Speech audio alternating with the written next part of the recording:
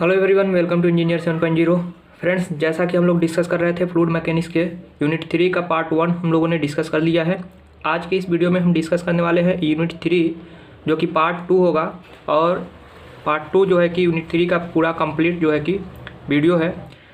Friends, आपसे एक humble request है, अगर अभी तक आपने हमारे चैनल को सब्सक्राइब नहीं किया है तो कृपया चैनल को सब्सक्राइब कर लीजिए, साथ में बेल आइकन को इम्प्रेस कर लीजिए।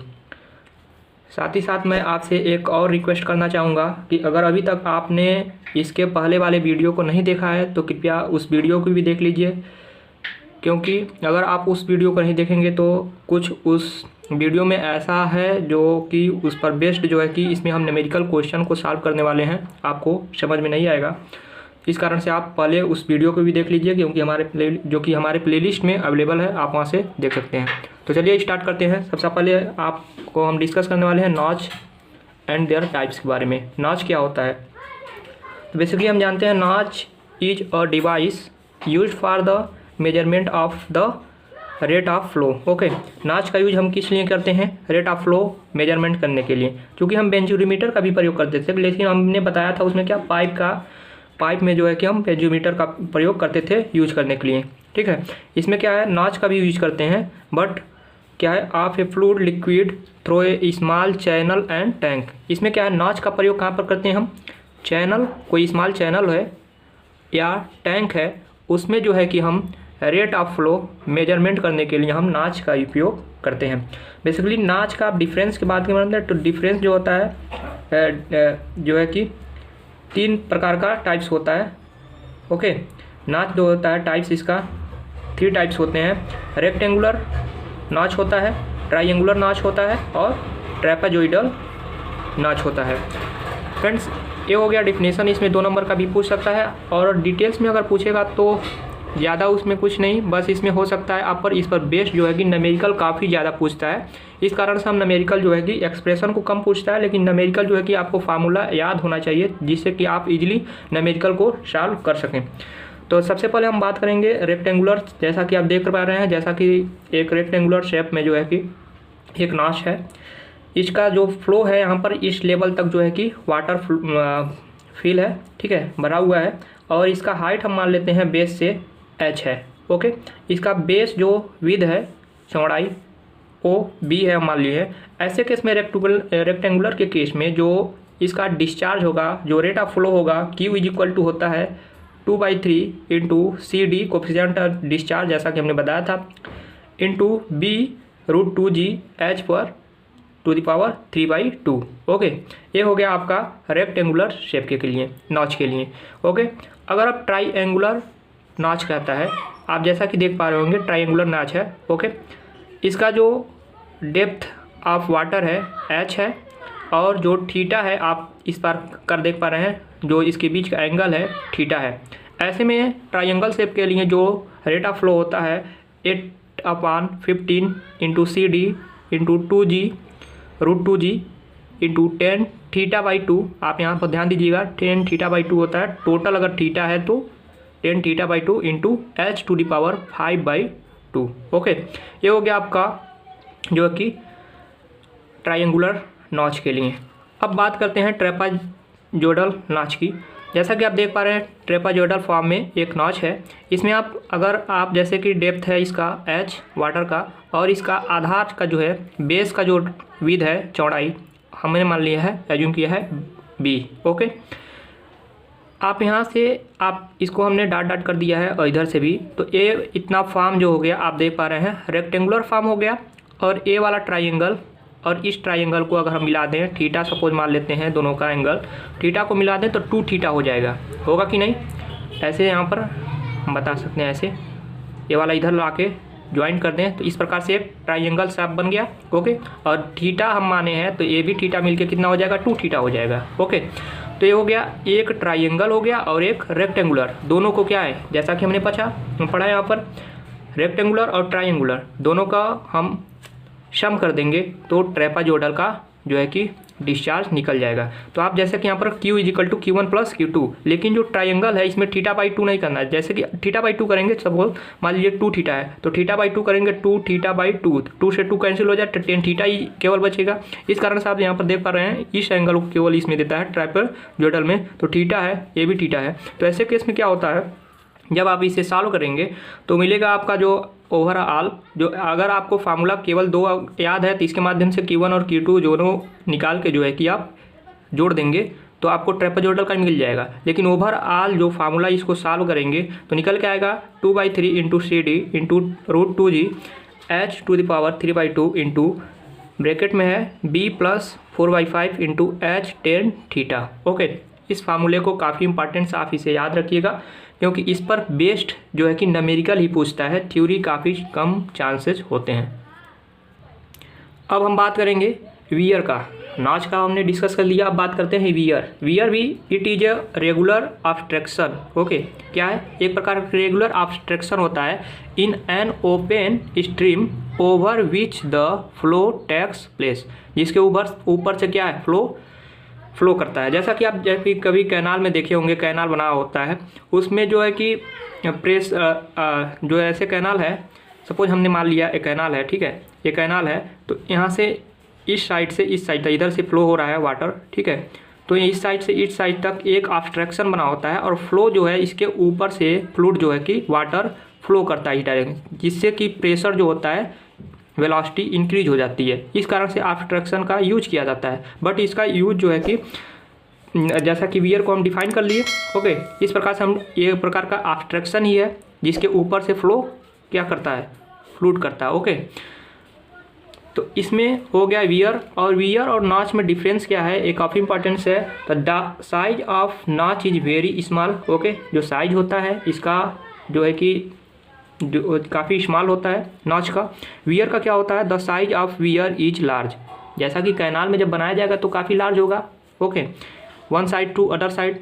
ओके, वो भी ऑब्स्ट्रक्शन है, एक कंक्रीट का बनाया जा सकता है और अन्य किसी भी मटेरियल्स का बनाया जा सकता है। ओके, नेक्स्ट है it is use to determine the flow through small tank और पाइप। किसी पाइप या टैंक से जो है कि फ्लो रेट जो है कि इसका मेजर किया जाता है। जबकि it is use to measure the flow of river. Okay, river में या किसी बड़े कैनाल में भी इसका यूज किया जाता है जो है कि वियर का flow rate of flow find out करने में। इससे भी ऐसे ही हम फाइंड आउट कर सकते हैं जैसे कि इसमें रेक्टेंगुलर के शेप में किया था। तो इस पर न्यूमेरिकल काफ़ी कम पूछता है, बल्कि इस वाले जो नॉच के लिए है इस पर बेस्ट जो कि न्यूमेरिकल पूछता है, तो आप इसे याद रखिएगा। फिलहाल हम अब बात करते हैं न्यूमेरिकल क्वेश्चन के काफ़ी इंपॉर्टेंस है, जैसा कि हम समझ लेते हैं। Find out the depth find out करना है, टॉप विद। ओके, चौड़ाई फाइंड आउट करना है। यू नॉच को हम रेक्टेंगुलर नॉच ही बोलते हैं। वी नॉच होता तो क्या होता, ट्रायंगल फॉर्म होता है। यू नॉच दिया है तो ये रेक्टेंगुलर। ओके, डिस्चार्ज दिया है आपका 0.7 क्यूबिक मीटर पर second. The head over the notch is 10 centimetre. जो कह रहा है जैसे कि रेक्टेंगुलर फॉर्म हमने बताया आपको किसी इस प्रकार से है। Okay, rectangular. ओके, इसके ऊपर जो है कि ऊपर जो है कि हेड ओवर द नॉच के ऊपर जो है कि 10 सेंटीमीटर फ्लोट कर जो है कि हाइट जो है कि मान लेते हैं H1 जो है 10 सेंटीमीटर और टोटल इसका डेप्थ है H, जैसा कि फार्मूले में था। ओके, और इसके ऊपर वाला भाग का जो कि H1 है। ओके, ये भी रेक्टेंगुलर फॉर्म में होगा। तो ये 10 सेंटीमीटर है। When discharge is 0.009 cubic metre पर सेकेंड। ये ऊपर वाला जो पार्ट है इसका डिस्चार्ज केवल है आपका 0.009 क्यूबिक मीटर पर second. Tap coefficient of discharge आपका दे रखा है 0.6। जैसा कि हमने बताया था कि वेंचुरोमीटर में जो होता है कोफिशिएंट ऑफ डिस्चार्ज पॉइंट हम 95 या 97 से 98 तक 0.98 तक ले सकते हैं। ओके, लेकिन क्या है यहाँ नॉच है तो नॉच में 0.6 इसमें दे रखा। अगर नहीं भी देता तो भी आप 0.64 to 0.68 तक के बीच आप ले सकते थे। Okay, easily. डिस्चार्ज क्या होता है, तो discharge over the you notch, यानी कि रेक्टेंगुलर फॉर्म के लिए हमने फार्मूला क्या बताया था, Q is equal to 2/3 into CD into B √2G into H1 3/2। H1 मैंने क्यों लिखा, क्योंकि ये भी जो है रेक्टेंगुलर फॉर्म में है ऊपर वाला और इसका हाइट h1 है, तो इसका डिस्चार्ज यहाँ पर दे रखा है 0.009 क्यूबिक मीटर। हाइट दे रखा है h1 हमने मान लिया 10 सेंटीमीटर, तो इसको मीटर में हम चेंज कर लेंगे, यहाँ पर 0.1 मीटर हो जाएगा। ओके, h1 का वैल्यू पुट कर दिया 2g, g का value 9.81, coefficient of discharge 0.6, b का वैल्यू जो है कि आपको फाइंड आउट करना है, इसका चौड़ाई जो है कि फाइंड आउट करना है क्योंकि h1 आपको पता है। और डिस्चार्ज ऐसे केस में आपका दे रखा है यहाँ पर 0.009। ओके, इसको जब सॉल्व करेंगे तो जो विद आएगा आपका निकल के, चौड़ाई जो आएगा नॉच का वो 0.16 मीटर निकल के आ जाएगा। अब जब 0.16 मीटर निकल के आ गया तो अब चाहे तो आप जो है कि रेक्टेंगुलर फॉर्म का, जैसे कि ऐसे रेक्टेंगुलर फॉर्म है, अभी तक ना आपने निकाला ऊपर जो था 10 सेंटीमीटर, इसके केस में जो है कि आपने चौड़ाई निकाल लिया, तो इसी केस में नीचे भी तो होगा जब रेक्टेंगुलर है तो इसका भी वैल्यू जो है कि सेम ही होगा। ओके, और जो हाइट है ए वाला, इस केस में इसका हाइट आपको मान लेते हैं h, ये हमें पता नहीं है। अब b जब पता हो गया तो h भी पता कर लेते हैं। लेकिन ऐसे केस में डिस्चार्ज क्या है, तो ऐसे केस में आपका डिस्चार्ज नहीं दिया है बल्कि टोटल जो है डिस्चार्ज दे रखा है, यहाँ से यहाँ तक के लिए h1 प्लस h के लिए जो डिस्चार्ज यहाँ पर आप दे रखा था 0.7 क्यूबिक मीटर पर सेकेंड। तो ऐसे केस में हम जो इसका डिस्चार्ज है यू नॉच का, सॉरी यहाँ पर यू नॉच का दिया है केवल। ओके, h के केस में केवल दिया है आपका 0.7। तो ऐसे केस में सेम फार्मूला यूज करेंगे 2/3 CD/√2g h 3/2। डिस्चार्ज आपका यहाँ पर 0.7 हो जाएगा, 2/3 इंटू कोफिशिएंट ऑफ डिस्चार्ज यहाँ पर मैंने यूज किया है 0.6, और चौड़ाई जो कि हमने निकाला 0.16 और √2g h। ओके, और यहाँ पर h1 ना होके अब h हो जाएगा, यानी कि h 3/2। h का वैल्यू आप निकालेंगे तो 1.826 मीटर हो जाएगा। ओके, ऐसे केस में h जब, यानी कि h क्या था, यहाँ से यहाँ तक का था, हमने अज्यूम कर लिया, केवल ये वाला नहीं है, हम मान लेते हैं यहाँ से यहाँ तक टोटल है हाइट। तो टोटल हाइट आपका निकला 1.826 मीटर। तो केवल जो है कि नॉच का डेप्थ, यानी कि केवल ए यहाँ से यहाँ तक का डेप्थ आपको चाहिए, तो ऊपर वाली जो 10 सेंटीमीटर है इसको आप रिड्यूस कर देंगे टोटल में से, तो 10 सेंटीमीटर यानी कि h माइनस h1, यानी कि इसमें से 10 सेंटीमीटर यानी कि 0.1 आप रिड्यूस कर देंगे 1 मीटर, तो 1.726 मीटर जो है कि नॉच का डेप्थ हो जाएगा। ये आंसर हो गया, और दूसरा आपका चौड़ाई 0.16 मीटर हो गया। नेक्स्ट हम डिस्कस कर रहे हैं कि न्यूमेरिकल जो कि मोमेंटम इक्वेशन पर जो है कि बेस्ड है। जैसा कि आप देख पा रहे हैं, derive an expression for the force exerted by a flowing fluid on a pipe bend. जैसा कि कोई भी पाइप बेंड है, ओके, सपोज कुछ थीटा डिग्री पर बेंड है, ऐसे केस में यहाँ से आप फ्लो कर रहा है फ्लूइड, तो इसका सपोज मान लीजिए प्रेशर क्या है P1, एरिया इस सेक्शन का एक्स का जो है कि मान लेते हैं A1 और V1 है, ठीक है, वेलोसिटी।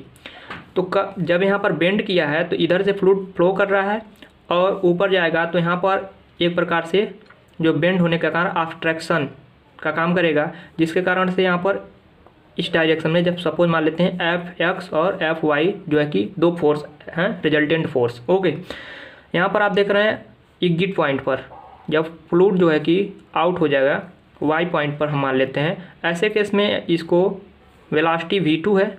ओके, वेलोसिटी आपका v2 है, ऐसे केस में इसे ये मान लेते हैं थीटा एंगल पे। ये तो हॉरिजॉन्टल था, लेकिन यहाँ पर थीटा एंगल पर सपोज हमने थीटा एंगल यहाँ से मान लिया, तो थीटा एंगल पर v2 को 2 जो है कि कंपोनेंट में डिवाइड कर लेंगे, यानी कि v2 का थीटा हॉरिजॉन्टल और वर्टिकल जो कंपोनेंट हो जाएगा v1 यानी कि v2 sine theta. Okay, pressure आपका यहाँ पर P2 हो जाएगा और क्रॉस सेक्शन एरिया जो है पाइप का A2 हो जाएगा। ऐसे केस में ये हो गया, लेकिन रिजल्टेंट फोर्स जो है कि आपको यहाँ पर प्रेशर फाइंड आउट करना है, रिजल्टेंट फोर्स। ओके, तो ऐसे में सपोज यहाँ पर आपने अज्यूम कीजिए कि इधर से जो है कि फ्लूइड आ रहा है, तो यहाँ पर बेंड होने के कारण जो फोर्स जो है रजिस्ट होगा, जबकि रिजल्टेंट है जो है कि इधर से बेंड होने के कारण एक फोर्स एक्ट करेगा जो कि इस डायरेक्शन के अपोजिट डायरेक्शन में, कुछ इस प्रकार से डायरेक्शन में अपोजिट, जैसा कि यहाँ पर बनाया गया है। एट पाइप बेंड जो है कि Fx का डायरेक्शन इधर और Fy का डायरेक्शन नीचे। ओके, तो इसके लिए जो है कि कंपोनेंट को डिवाइड कर दिया है यहाँ पर प्रेशर जो होगा, प्रेशर फोर्स, तो प्रेशर फोर्स हम जानते हैं प्रेशर फोर्स क्या होगा, P2 प्रेशर इंटेंसिटी है और इसमें एरिया से हम अगर मल्टीप्लाई कर दें तो क्या हो जाएगा, ये हो गया प्रेशर फोर्स। प्रेशर फोर्स को चूँकि थीटा डिग्री पर है तो हमने ऊपर जो है मान लिया थीटा, तो P2A2 cos theta horizontal component और वर्टिकल कंपोनेंट जो हो जाएगा P2A2 साइन थीटा। इसी पर बेस्ड जो है कि जैसा कि आप देख पा रहे हैं न्यूमेरिकल जो कि एक्सप्रेशन काफ़ी पूछा नहीं है, इस पर बेस्ड क्या पूछता है आपसे पूछता है केवल न्यूमेरिकल। ओके, तो न्यूमेरिकल को किस प्रकार से फाइंड आउट करना है, कैसे सॉल्व करना है, जैसा कि आप देख पा रहे हैं यहाँ पर न्यूमेरिकल पूछा है। ओके, इसी पर बेस्ड इसे भी आगे देखेंगे तो यहाँ पर भी आप देख पा रहे हैं न्यूमेरिकल पूछा है, यहाँ पर आप देख पा रहे हैं। तो न्यूमेरिकल को कैसे फाइंड आउट करना है हम इसे बताने वाले हैं, जिससे कि आपका कॉन्सेप्ट क्लियर हो जाए। ओके, न्यूमेरिकल पर आएगा तो क्या करना है, न्यूमेरिकल जो वैल्यू दिया है उसके स्थान पर एक्स वाई ये आपको अज्यूम करना है और इसे एक्सप्रेस कर देना है। लेकिन न्यूमेरिकल के लिए फार्मूला क्या है, फार्मूला जो निकल के आ जाएगा उसको हम कॉन्सेप्चुअल हम बता रहे हैं, ये आपको किस प्रकार इजीली फाइंड आउट कर सकते हैं, जो कि न्यूमेरिकल ही पूछता है। ओके, एक्सप्रेशन कम पूछता है, इस कारण से हमने न्यूमेरिकल ही डिस्कस किया, क्योंकि वीडियो लंबा हो जाता अगर दोनों को हम डिस्कस करते तो सबसे पहले आप देख पा रहे हैं यहाँ पर एक क्वेश्चन है, water is flowing in a 300 mm pipe line fitted. Okay, जो यानी कि 300 mm का एक डाया का एक पाइप है, फिटेड विद 45 डिग्री का एक बेंड पाइप दूसरा है, फिट किया गया है, जैसा कि आप अभी मैं फिगर हुआ रहा स्पष्ट हो जाएगा। In a vertical plane, okay, एक वर्टिकल प्लेन में the dia at the outlet, जो आउटलेट का डाया है bend is 150 mm। Okay, inlet का क्या कितना था 300 mm, आउटलेट का 150 mm। The pipe axis at the inlet in horizontal, जो एक्सेस यानी कि इनलेट जो है, इनलेट पॉइंट जैसा कि हॉरिजॉन्टल है और जो आउटलेट है 1.5 मीटर एबव है। ओके, हॉरिजॉन्टल से above. If the flow through the bend is 0.5 cubic metre, यानी कि फ्लो है जो रेट दिया है डिस्चार्ज 0.4 क्यूबिक मीटर पर सेकेंड दिया है, एंड हेड लॉस दे रखा है आपका 0.5 मीटर। आकस in the bend calculate the magnitude and direction, magnitude ज्ञात करना रिजल्टेंट और डायरेक्शन थीटा का वैल्यू फाइंड आउट करना है ऑफ द रिजल्टेंट का। ओके, रिजल्टेंट फोर्स का हमें मैग्नीट्यूड और डायरेक्शन यानी कि थीटा फाइंड आउट करना है। Bend support must with stand, जो कि बेंड किया गया स्टैंड के माध्यम से बेंड किया गया है, इससे कोई मतलब नहीं है। The volume of the bend is, जो वॉल्यूम सिरा है आपका यहाँ पर देख रहे हैं वॉल्यूम, इसका वॉल्यूम दे रखा है 0.075 क्यूबिक मीटर। ओके, वॉल्यूम दिया है, इसका यूज बेसिकली इसमें होने वाला नहीं है। Pressure at the inlet in 300 kilo Newton, देखिए इनलेट का प्रेशर दे रखा है लेकिन आउटलेट का प्रेशर नहीं देखा है, तो इस कारण से हमें इनलेट का भी आउटलेट का भी प्रेशर फाइंड आउट करना पड़ेगा। तो सबसे पहले गिवन डाटा क्या है, आप सबसे पहले यहाँ पर देखिए एक पाइप है, एक हॉरिजॉन्टल पाइप है। ओके, इसका डाया D1 जैसा कि क्वेश्चन में दे रखा था 300 mm। उसके बाद इस पाइप को जो है कि 45 डिग्री पर एक ज्वाइंट किया जा रहा है, जोड़ा जा रहा है 45 डिग्री पर दूसरा पाइप, इसका जो डाया है 150 mm है, जैसा कि हमने यहाँ पर लिखा है। ओके, 150 mm इसका आउट का डाया है। जैसा कि हमने बताया आपसे, जब फिट किया गया है तो एक्स पॉइंट पर कुछ ना कुछ फोर्स एक्ट करेगा, प्रेशर एक्ट करेगा, यानी कि A1 area, pressure P1, velocity P1। इसी प्रकार जो आउटलेट है YY सेक्शन है, इस पर P2 प्रेशर हो जाएगा, A2 क्रॉस सेक्शन एरिया हो जाएगा, V2 जो है आपका वेलोसिटी हो जाएगा। लेकिन जो रिजल्टेंट है, सपोज मान लें हमें यहाँ मान लिया है, इसका डायरेक्शन हम चूँकि आपको बता दिए हैं एक्सप्रेशन में किस प्रकार से इधर अगर आप मानते हैं तो गलत हो जाएगा, क्योंकि इसका जो डायरेक्शन है रिजल्टेंट का वो इन साइड आएगा इधर। ओके, इस साइड में, ओके, अपोजिट डायरेक्शन में, फ्लो के अपोजिट डायरेक्शन में। ओके, कुछ इस प्रकार से जैसा कि यहाँ पर बना दिया गया है। ओके, इस डायरेक्शन में 45 डिग्री नहीं, थीटा जो है आपकी θ2 जो है 45 डिग्री दिया है। θ2 क्यों, क्योंकि थीटा यहाँ 1 जो है हॉरिजॉन्टल है, यानी कि θ1 आप 0 एज्यूम कर सकते हैं, जैसे कि D1 हमने माना है, D2। ओके, θ1 यहाँ पर हॉरिजॉन्टल है, इस कारण से 0। θ2 45 डिग्री आपका क्वेश्चन में दे रखा है। डिस्चार्ज Q 0.4 क्यूबिक मीटर पर second, head loss 0.5 metre. Okay, volume दे रखा है बेंट पाइप का 0.075 क्यूबिक मीटर, इसका यूज है नहीं इसमें। P1 जो है 300 किलो न्यूटन पर क्यूबिक मीटर, यानी कि प्रेशर P1 आपका दे रखा है। ओके, ये वाला P2 आपको यानी कि हमें फाइंड आउट करना पड़ेगा। जब P1 दिया तो P2 फाइंड आउट करना पड़ेगा। Z1 यानी कि जो स्टैटिक प्रेशर पोटेंशियल होगा, potential pressure, potential energy horizontal pipe के लिए 0 हॉरिजॉन्टल है तो, और Z2 जो है यानी कि आप दे रखा है क्वेश्चन में Z2 जो हाइट है हॉरिजॉन्टल से कितना दे रखा था एग्जिट का 1.5 मीटर दे रखा है। ओके, तो Z2 हम मान लिए 1.5 मीटर, इस प्रकार से आप एज्यूम कर लेंगे। उसके बाद से हॉरिजॉन्टल यानी कि Fx का वैल्यू आपको Fx और Fy फाइंड आउट करना है। ओके, तो हमने सपोज यहाँ पर प्रेशर हमने जैसा कि बनाया, इस बेंड पाइप पर जो प्रेशर है P1A2 प्रेशर फोर्स, इसको हम हॉरिजॉन्टल और वर्टिकल कंपोनेंट में डिवाइड कर लिए हैं, P2A2 cos थीटा और P2A2 sin theta vertical. Okay, तो इस प्रकार से यहाँ पर आप θ2 लिख सकते हैं। फॉर कंटिन्यूटी फ्लो सबसे पहले तो हमने क्या याद करना है, V1 आपको फाइंड आउट करना है और V2 प्रेशर, क्योंकि क्वेश्चन में यूज है। ओके, तो Q आपका दे रखा है, हम जानते हैं continuity equation is equal to क्या होता है, Q is equal to A1 V1 is equal to A2 V2। यहाँ से आप किसी 0.4 आप पुट कर देंगे Q का वैल्यू, एरिया π/4, A1 आपका दे रखा था 0.300 mm यानी कि मीटर में हम चेंज कर लिए हैं स्क्वायर, और V1 वेलोसिटी। इसी प्रकार इज इक्वल टू दूसरे वाले का एग्जिट पॉइंट का जो एरिया दे रखा था, डाया जो दे रखा था ये 150 mm दे रखा था, जिसको हम मीटर में चेंज कर लिए हैं तो 0.15 मीटर हो गया है, इसको हम फाइंड आउट कर लिए हैं। तो V1 और V2 जो वेलोसिटी आपका निकल जाएगा वो आपका कुछ इस प्रकार से 5.66 एंड 22.64 जो है कि V1 V2 का वैल्यू मिल जाएगा। ओके, V1 V2 का वैल्यू मिलने के बाद आपको क्या करना है, अब P1 जो कि आपको क्वेश्चन में हमने बताया था कि दे रखा है प्रेशर और P2 नहीं दिया है, तो P2 फाइंड आउट करना पड़ेगा।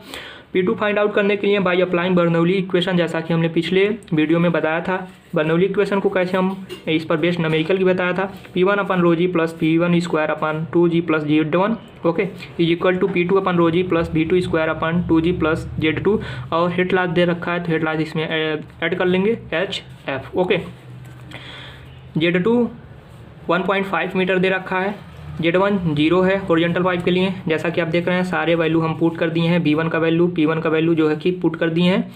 P2 का वैल्यू आपको फाइंड आउट करना है, P2 का वैल्यू, तो P2 का वैल्यू हम फाइंड आउट किए हैं। ओवरऑल जो है कि वैल्यू को पुट करने के बाद ओवरऑल जो आपका प्रेशर एग्जिट पॉइंट पर जो आएगा P2 का वैल्यू वो कुछ 40.113 किलो न्यूटन में, ये न्यूटन पर मीटर स्क्वायर है, किलो न्यूटन में आपका इतना जो है कि निकल के आ जाएगा। अब P2 का वैल्यू भी फाइंड आउट हो गया।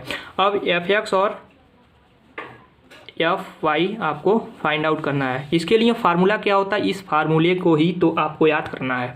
ओके, ये फार्मूला अगर आपको याद है तो इतना प्रोसेस जो है आप इस प्रकार से ऐसे डिराइव कर सकते हैं, रिप्रेजेंट कर सकते हैं। उसके बाद से फार्मूला आपको बेसिकली याद होना चाहिए, क्योंकि एक्सप्रेशन में हम बताए नहीं है तो एक्सप्रेशन में काफ़ी लंबा हो जाएगा। इस कारण से फार्मूले को हम ओवरऑल आपको याद रखना है।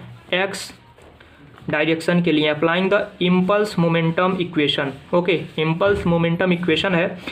एक्स डायरेक्शन के लिए क्या होता है, तो P1A1 cos θ1 minus P2A2 cos θ2 minus Fx is equal to rho Q V2 cos θ2 minus V1 cos θ1। इतना फार्मूला आपको याद रखना है फॉर एक्स डायरेक्शन। ओके, अब जो है कि P1 का वैल्यू आपको पता है, A1 का वैल्यू पता है, cos θ1 0 है, θ1 ओके, माइनस P2A2 cos θ2 का 45 θ2 जो है कि हमने 45 डिग्री माना है और दिया भी है बेंड अप के, और माइनस Fx यानी कि Fx तो आपको फाउंड आउट करना है। रो आपका ये 1000 हो जाएगा, डेंसिटी आपका डिस्चार्ज आपका 0.4 दे रखा है क्वेश्चन में। V2 का वैल्यू आपने फाइंड आउट किया कंटिन्यूटी इक्वेशन से, θ2 वैल्यू 45 डिग्री है, P1 का वैल्यू भी आपने कंटिन्यूटी इक्वेशन से फाइंड आउट किया है, और cos θ1 जो कि 0 डिग्री होता है। आप इसे जब सॉल्व करेंगे तो आप देख पा रहे हैं 1 अननोन Fx का वैल्यू आपको मिल जाएगा 16.556 kilo Newton.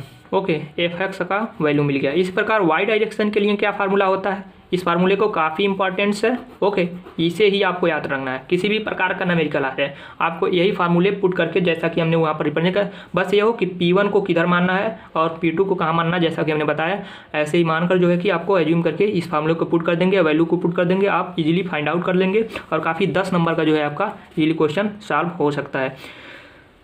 For Y direction के लिए आप क्या फार्मूला क्या है, P1A1 साइन थीटा, उसमें क्या था cos theta, P1A1 sine theta minus P2A2 sine theta 2। उसमें देखिए यहाँ पर केवल माइनस था, तो यहाँ पर y के लिए केवल आपका प्लस हो रहा है। ठीक है, आपको इसको ध्यान देना है, plus Fy is equals to rho Q V2 sine theta 2 plus V1 sine theta 1। इसमें क्या था माइनस हो जा रहा था, इसमें प्लस, बस एक यहाँ प्लस हुआ है और एक यहाँ पर, बाकी सेम है और कास थीटा के स्थान पर साइन थीटा है। ओके, तो आप इसे फाइंड आउट करेंगे, सबका वैल्यू P1A1 साइन थीटा, चूँकि आप थीटा का वैल्यू थीटा 1 है यहाँ पर, सॉरी थीटा 1 का वैल्यू जब आप 0 रखेंगे तो साइन थीटा का वैल्यू, साइन 0 का वैल्यू 0 होता है, यहाँ पर 0 हो जाएगा। ओके, इस प्रकार से P2 का वैल्यू दे रखा है A2 साइन थीटा 2, आपने वैल्यू पुट किया।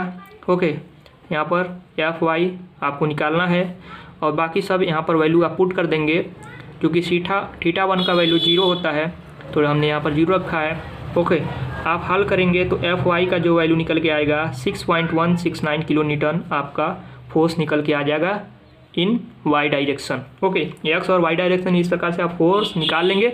तो रिजल्टेंट क्या होता है, रिजल्टेंट आप जानते हैं किसी भी चीज़ का रिजल्टेंट ऐसे एक्स और वाई डायरेक्शन में है तो उसका रिजल्टेंट फोर्स जो होता है F is equal to root में F X square plus F Y square, X square Y square का वैल्यू इसमें पुट कर देंगे। फाइनल जो रिजल्टेंट फोर्स आपका निकल जाएगा 17.66 किलो न्यूटन जो है कि निकल जाएगा। ये हो गया आपका आंसर नंबर 1। दूसरा क्या पूछा है, डायरेक्शन। तो डायरेक्शन के लिए formula theta is equal to resultant का direction tan inverse Fy upon Fx, Fy का वैल्यू 6.169 16.556। ओके, इसको हम हल करेंगे तो 20.43 डिग्री जो है कि डायरेक्शन आ जाएगा। तो इस प्रकार से आप जो है कि न्यूमेरिकल सॉल्व कर सकते हैं। तो फ्रेंड्स, ऐसा क्वेश्चन बिल्कुल आप न छोड़ें, जैसा कि हमने बताया, आपको दिखाया भी कि काफ़ी हर बार जो है कि इस प्रकार का एग्जाम में पूछता है 10 नंबर में, तो आप इजीली इसे सॉल्व कर सकेंगे। एक्सप्रेशन कम चांस होता है, फार्मूले आपको याद रखने। अब हम बात करते हैं एनर्जी लॉसेस की, काफ़ी इंपॉर्टेंट है, 2 नंबर में पूछ सकता है आपका। ओके, तो एनर्जी जो लॉस होता है, जैसा कि हमने बताया था, मेजर लॉस एनर्जी लॉस होता है और माइनर एनर्जी लॉस होता है। मेजर एनर्जी लॉस क्यों होता है, this is due to friction, जो फ्रिक्शन के कारण होता है। ओके, वो मेजर एनर्जी लॉस होता है। It is calculated by following formula. जो मेजर एनर्जी लॉस है वो डार्सी इक्वेशन और चेजी फार्मूले के माध्यम से हम फाइंड आउट कर सकते हैं, जबकि माइनर एनर्जी लॉस है जो होता है sudden expansion of pipe, sudden contraction of pipe, bent in pipe fitting and obstruction in pipe. Okay, तो इस प्रकार के जो है कि माइनर लॉसेस होते हैं, 2 नंबर में पूछ सकता है। जैसा कि अगर आप बात करें मेजर लॉसेस, तो डार्सी इक्वेशन के लिए जो मेजर लॉसेस हैं, F इज इक्वल टू का जो फार्मूला होता है 4FL V² अपन 2GD। इस फार्मूले को आपको याद रखना है। HF जाए loss of head due to friction, coefficient of friction. Okay, L length of pipe, V mean velocity of flow, D diameter of pipe, ये सारे हैं डार्सी इक्वेशन। ओके, चेजी फार्मूले के माध्यम से लॉस ऑफ हेड कैसे आप फाइंड आउट कर देंगे, HF is equal to F dash upon rho G into P upon A into L into V²। Okay, ये काफ़ी इंपॉर्टेंट है, ज़्यादा इंपॉर्टेंट यही आता है। डार्सी इक्वेशन के माध्यम से हम फाइंड आउट करते हैं मेजर एनर्जी लॉसेस को। तो इस प्रकार से माइनर एनर्जी लॉसेस की बात करें तो loss of energy due to change of velocity, क्या होता है, जो माइनर एनर्जी लॉसेज होता है चेंज ऑफ वेलोसिटी चेंज होने के कारण जो है कि माइनर एनर्जी लॉस होता है। तो किस प्रकार से होता है, चलिए हम देखते हैं स्टेप वाइज। सबसे पहले हमने बात किया था सडन एक्सपेंशन ऑफ पाइप। जैसे कि कोई पाइप है, आप देख पा रहे हैं यहाँ पर, ठीक है, सडन क्या है, एक्सपेंस हो रहा है। पहले इसका डाया कुछ रहा होगा और डाया अचानक जो है बढ़ जा रहा है, ठीक है, इंक्रीज हो जा रहा है। इंक्रीज में ऐसे में जब डाया कम है किसी भी पाइप का और अचानक डाया बढ़ रहा है, तो जो वेलोसिटी V1 होगा तो जब डाया बढ़ेगा तो वेलोसिटी क्या हो जाएगा, डिक्रीज हो जाएगा, यानी कि कम हो जाएगा V2 का वैल्यू और V1 का वैल्यू अधिक हो जाए। तो अधिक में से कम तो रिड्यूस किया जा सकता है ना।